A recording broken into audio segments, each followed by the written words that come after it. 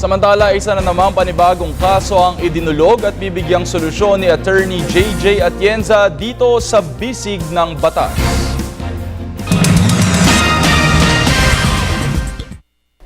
Sumulat si Joy Melody C. Jeronimo ng Ugong, Valenzuela City. Ayon kay Joy, 3 daw silang magkakatabing magkakapit-bahay at ang sukat ng kanya-kanyang lupa ay 80 square meters ang bawat isa. Ang lote daw ni Joy ang nasa gitna ng 3 lupang nabanggit. Sa kanyang lote rin nakalagay ang easement of right of way. Ito ay nakasaad sa kasunduan sa kanilang deed of sale at nakasaad na rin daw ito sa titulo ng kanilang lupa. Si Joy na rin daw ang nagbabayad ng amilyar ng right of way. Dahil nga daw sa easement, ang tanging sakop ng bahay nila Joy ay nasa 60 square meters na lamang. Samantalang ang kanyang 2 kapitbahay ay buong-buong napapakinabangan kanyang sukat na 80 square meters. Sa kasalukuyan, pareho daw nagpapaayos ng bahay si Joy at ang isa nilang kapitbahay na nasa dulo nila. Ang hindi daw nagustuhan ni Joy ay ang kapitbahay nila na gumawa ng butas sa right of way at ginawa daw po itong Poso Negro. Itinatanong ni Joy kung tama daw ba ang ginawa ng kanyang kapitbahay kahit na siya ang nagbabayad ng amilyar ng right of way. Joy, ang ating civil law ay may kasagutan sa iyong mga katanungan.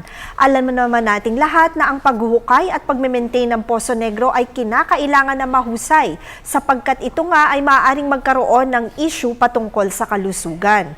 Sa pagpapagawa nito, kinakailangan din na ang paghuhukay ay ang mga kasagutan sa iyong tanong ay makikita sa Civil Code of the Philippines. Sinasabi sa Article 678 na walang sino man na maaaring magtayo ng aqueduct, well, sewer, kagaya nga ng Poso Negro, na hindi sumusunod sa kinakailangang regulations at kaugalian sa lugar at kinakailangan ng mahigpit na pag-obserba sa protective works.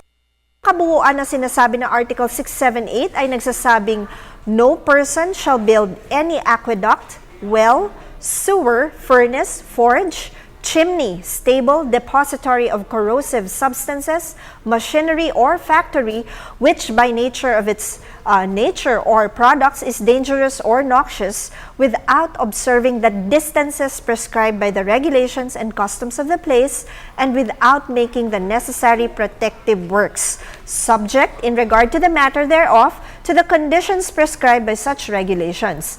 These prohibitions cannot be altered or renounced by stipulation on the part of the adjoining proprietors. Dahil sa paghuhukay ng kapitbahay mo sa mismong daanan o easement of right of way ninyo magkakapitbahay, maigi rin na tignan ninyo ang Article 687 ng Civil Code na nagsasabing walang sino man ang maaaring maghukay o gumawa ng excavation ng walang pahintulot sa mga katabing bahay o may-ari ng katabing lupa. Dahil nga maaaring magdulot ng damage sa istruktura o mismong lupa ang Tandaan na ang aming opinyon ay limitado lamang sa mga impormasyong inyong ibinigay sa amin at maaari itong mag-iba depende pa sa karagdagang detalye.